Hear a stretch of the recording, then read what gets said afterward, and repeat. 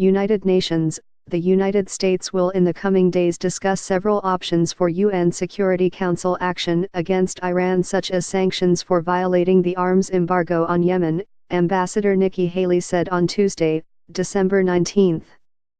During a council meeting on Iran, Haley drew a list of possible measures that immediately drew strong reservations from Russia, which has friendly relations with Tehran. The United States has accused Iran of arming rebels in Yemen, providing missiles that have been fired at Saudi Arabia, a key U.S. ally. On Tuesday, Saudi Arabia shot down over Riyadh a ballistic missile fired by the Houthi rebels, in a strike that Haley said bears all the hallmarks of previous attacks using Iranian-provided weapons. The missile attack on Riyadh should be a flashing red siren for this council, she said. Haley suggested strengthening a 2015 resolution endorsing the landmark Iranian nuclear deal or adopting a new measure barring Iran from developing missiles. Under the current resolution, the Council calls on Iran not to undertake any launches of missiles capable of carrying a nuclear weapon, but there is no ban on missile tests.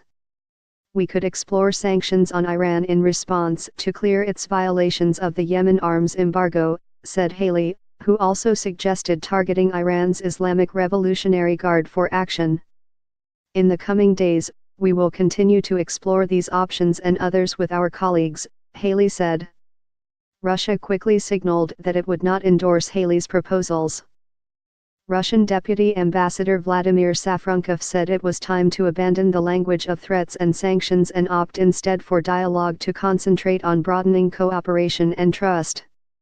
Last week, Haley presented what she called irrefutable evidence that Iran had supplied the rebels in Yemen with missiles that she put on display at a Washington military base. Iran dismissed the accusations as false and said they were intended to divert attention from the devastating war being waged in Yemen by the Saudi-led coalition.